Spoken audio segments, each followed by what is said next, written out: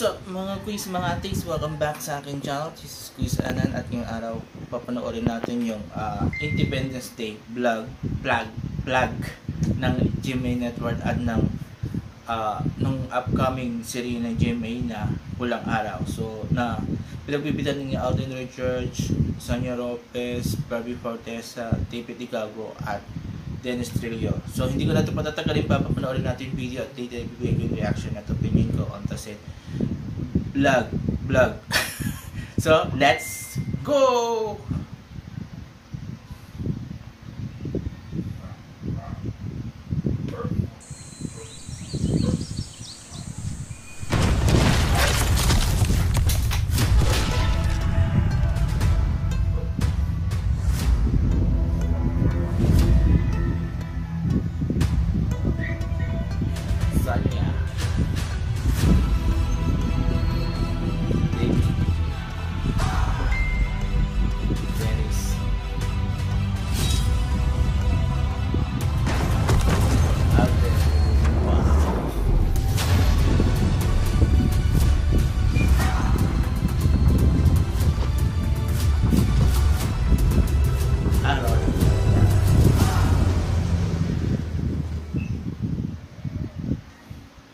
Okay, ito yung napanood natin yung maiksing Independence Day vlog ng GMA Network at ng saraying Pulang Araw.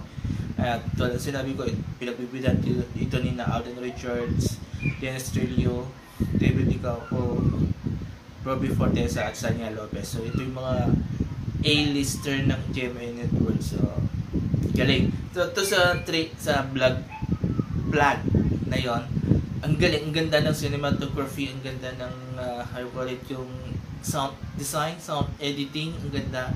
Actually, parang habang pinagiginggan ko yun, parang meron a touch of Japanese something, mga instrument, diba?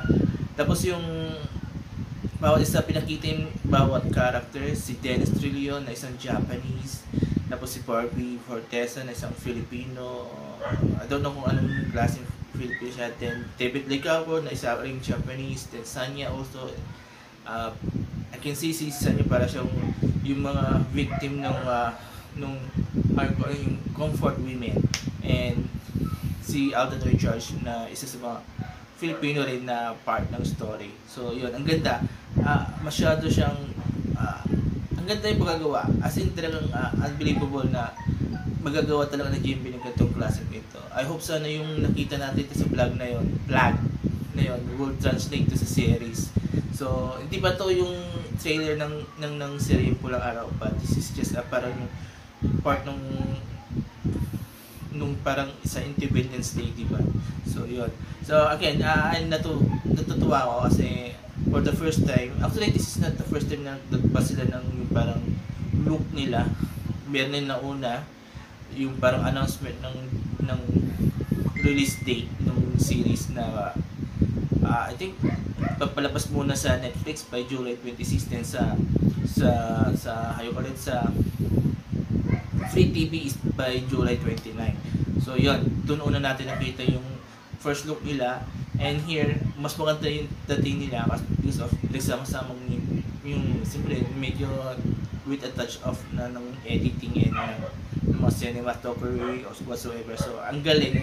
It's so meaningful nitong vlog na to because we know kung anong nangyayari ngayon sa Philippines, especially outside the Philippines, yung West Philippine Sea. So we have to stood up for a right as a Filipino and as a country, diba? So yun, ang galing. So I'm sure yung mga naghihintay sa serye na to, yung mga Barda fans, mga fans ni Alden, fans ni Dennis, or fans ni Sonia, I'm sure natuwa dito sa vlog na to because ang ganda rin pagagawa. They're expensive ang dating, and mararamdaman mo yung era ng Japanese era dun sa vlog na yon. And I hope sana, tulad na sinabi ko kanina, will translate it on sa series. Well, alam naman natin magaling yung director nito behind this series, si Dominic Zapata. So ang dami ng mga napakagandang series na nagawa niya in the past. So definitely magagawa niya rito yan. So yun, exciting itong series.